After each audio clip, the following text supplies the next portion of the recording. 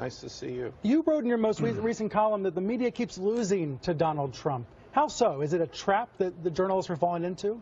Yeah, I think it certainly is a trap, and I think we're in this unusual position of what we think is covering Donald Trump turns out to be, in a sense, actually what we think is debunking Donald Trump turns out to be supporting Donald Trump. So when we fact check misstatements he says, that helps him? I think it does. I mean, I think we're doing, My next guest says there's a mutual obsession here that's actually bad for both sides. Joining me now is Michael Wolff, columnist for The Hollywood Reporter and writer for Newsweek. Good to see you. Nice to see you. You wrote in your most recent column that the media keeps losing to Donald Trump. How so? Is it a trap that the journalists are falling into? Yeah, I think it certainly is a trap, and I think we're in this unusual position of what we think is covering Donald Trump turns out to be, in a sense, actually what we think is debunking Donald Trump turns out to be supporting Donald Trump. So when we fact check misstatements he says, that helps him? I think it does. I mean, I think we're doing, he in every situation seems to be provoking an overreaction. So we go into a fit of apoplexy, and what we set up is, as we try to go after his credibility, our credibility becomes equally a problem. I've heard other people make this argument that there's hysteria from the national news media right now. I don't see individual journalists acting hysterical, but maybe the abundance of coverage comes across that way? Well, first thing, I think that's not true. I think individual journalists are, in many cases, having a nervous breakdown.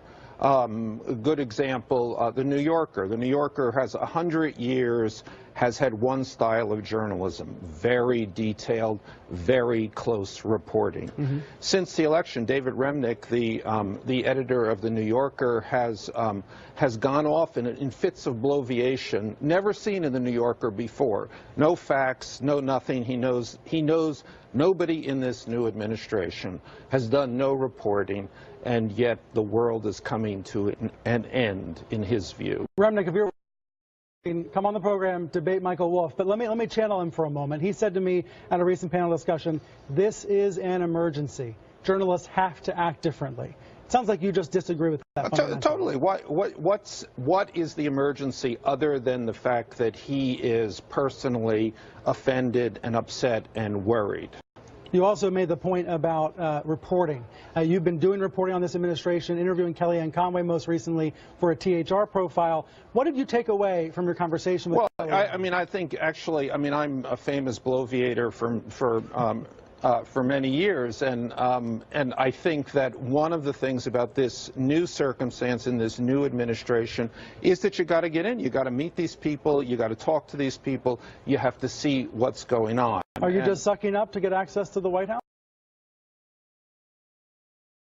If I'm sucking up a bit to get access, but I'm also trying to, I am the only person, it would seem, who is actually having this conversation, and then my conversations with these people then get retailed throughout the media chain.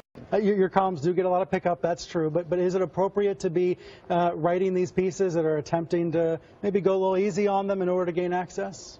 Well, I don't think they're necessarily, I don't know what that going easy on them means in this case. I'm going to them and saying, what do you think? What do you believe? Tell me. This is what we want to know. What's going on here? And it's valuable, you're saying, to have those quotes, to have that information. This is what we have done in every other administration. Yeah. This is a time, this actually through the transition in these first several weeks, in which the media is in all past instances, in all past administrations, has asked the questions which I am now trying to ask. Who are you? What do you stand for? What are you going to do? Talking about this war with the media, that's what Trump calls it. You seem to think the media is also at war with Trump. Is that fair? Absolutely. So that's what you see. Can I read from your... Yes, I mean, I don't think that there would be anybody who would credibly disagree with this. Many journalists say absolutely not. This is not a war against Trump.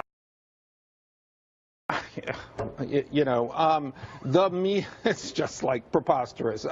And also the interesting thing is then you can follow them on Twitter, where they are having a very personal war with Donald Trump. But very or a war clearly, against lying and falsehoods. Very clearly, at the center of this is this new grail that we have. How are we going to take this guy down? Let me read from your Newsweek column. Let's put part of it on screen here. You said the media strategy is to show Trump as an inept and craven sociopath.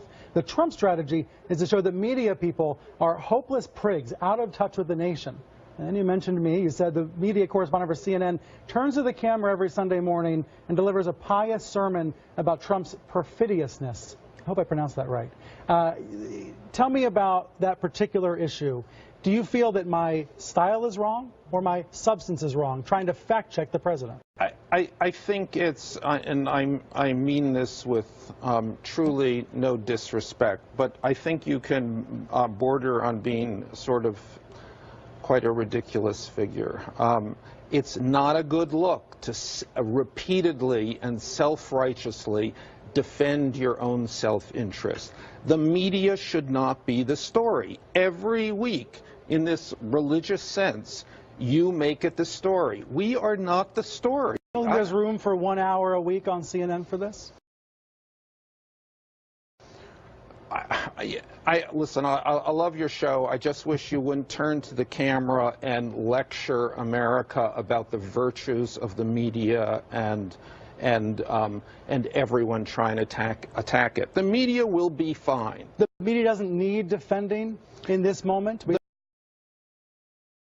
The media does not need defending by the media, certainly. And so far the media is, I mean, the New York Times front page looks like it's 1938 in Germany every day. No, it does not. Give me a break. The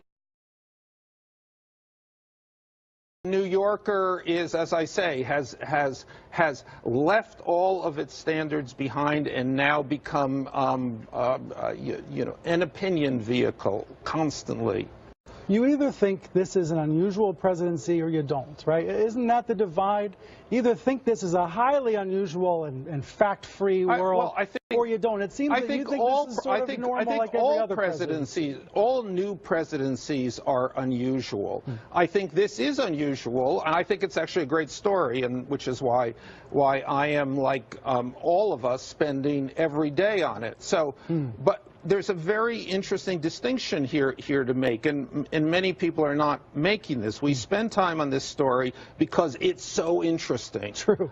True. Everybody else, however, is saying we spend time on this story because it's so appalling. So where's the reality there? The truth is, we really like this. We really want to be on it. We are really. It's a kind of golden media age right now. That we can agree on for sure.